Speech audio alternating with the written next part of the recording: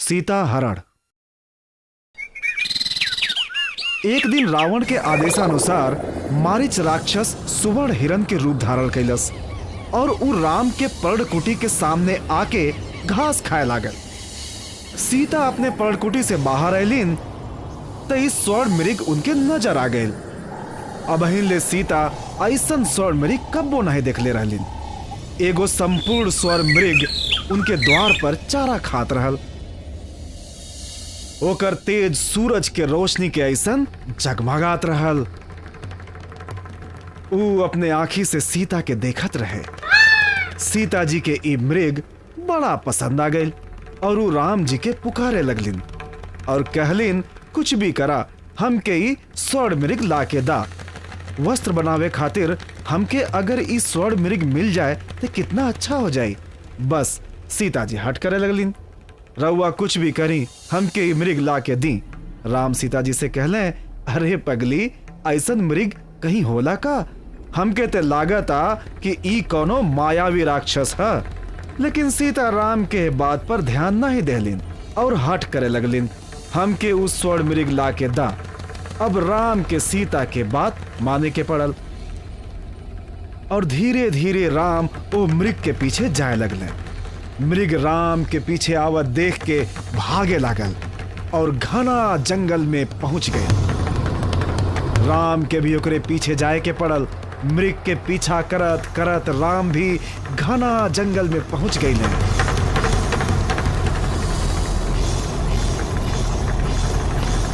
तब का भइल जाना था? वह जंगल से आवाज आवे लगल, हे सीते, हे लक्ष्मण, हमके बचावा, हमके बचावा, हमके बचावा।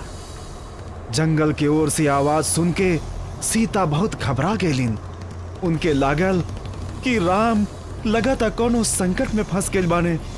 वो लक्ष्मण से कहलिन, रउआ तू तुरंत जंगल में जा, हमें लगा था कि राम के कुछ हो गइल बा। भैया भैया तू ऐसा बैठल कहे बाटा, जा जल्दी जा और राम के मदद करा। वो अवश्य लगा था कोनो संकट में फंस गइल बाने।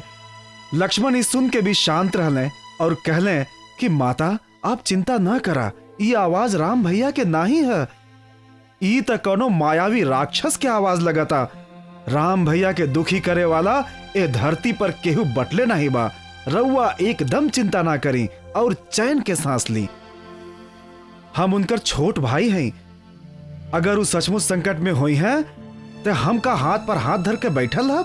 लक्ष्मण के बात सुन के सीता के बड़ा दुख भइल और वो लक्ष्मण से कहलिन, अगर बड़ा भाई संकट में पड़ल हो और छोट भाई हाथ पर हाथ धर के बैठल रहे तो कैसन छोटा भाई है?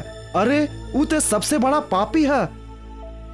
बस सीता जी की बात सुन के लक्ष्मण कहले कि हम राम के मदद करे जाता नहीं। फिर लक्ष्मण पर्णकुटी से बाहर आके अपने वाण से एगो रेखा अंकित कर देले और सीता से कहने, हम भैया के मदद करे जात हई, बाकी रउआ से एगो बिनती बा, कुछ हो जाए लेकिन ई रेखा पार मत करिहा। सीता उनकर बात मान लेनिन और लक्ष्मण राम के ढूंढे खातिर जंगल की ओर निकल पड़ले।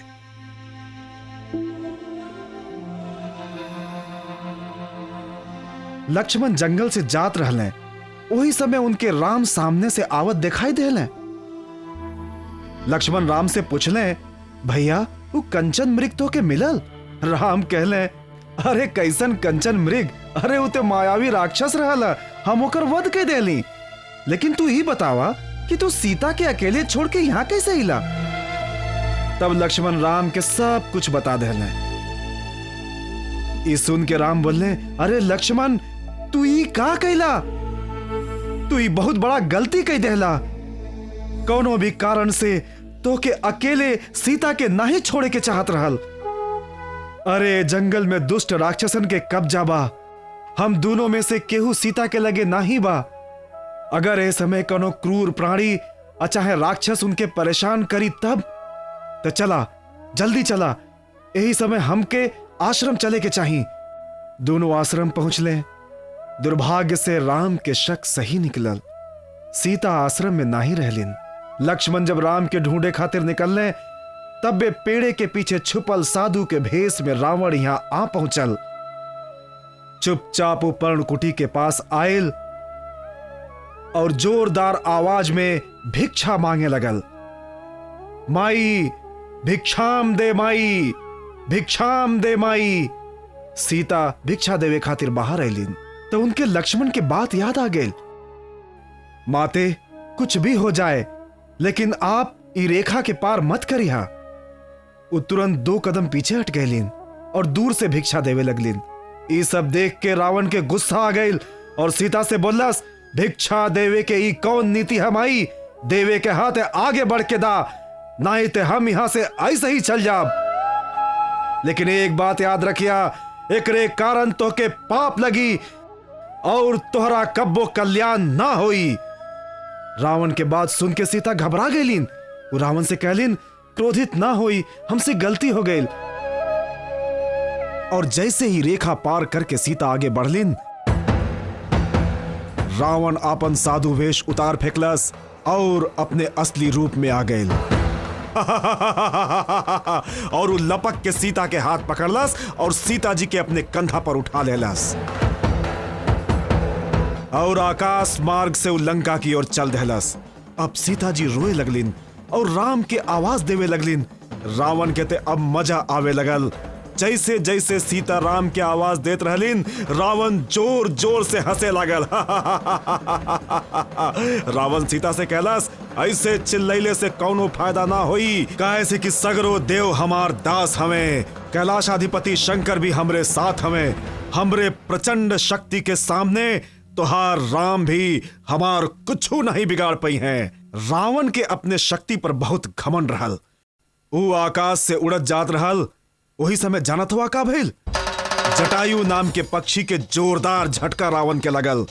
जटायु अपने चोंच से रावण के काटे लगल। रावण यह बात से क्रोधित हो गईल और अपने तलवार से जटायु पर वार करे लागल। बेचारा जटायु के पंख कट गईल। सीता के न बचा पावे के दुख जटायु के बहुत ज्यादा होत रहल। जटायु बेचारा घायल होके जमीन पर गिर गईल और रावण सीता के लेके आकाश मार्ग से लंका की ओर चल पड़ल। राम और लक्ष्मण सीता के खोजत खोजत थक गईलन, बाकी सीता के कहीं पता ना चलल। राम के हालत कोनो छोट बच्चा जैसन हो गईल और वो जोर जोर से रोए लगने और वो लक्ष्मण से कहले, लगता अब हमार सीता हमें कब्बो ना मिली है। लक्ष्मण ही देख के बहुत दुखी हो गए हैं और राम से कहले, ऐसन बात मत करी भैया, हम सीता माता के ढूंढ के जरूर लाइब।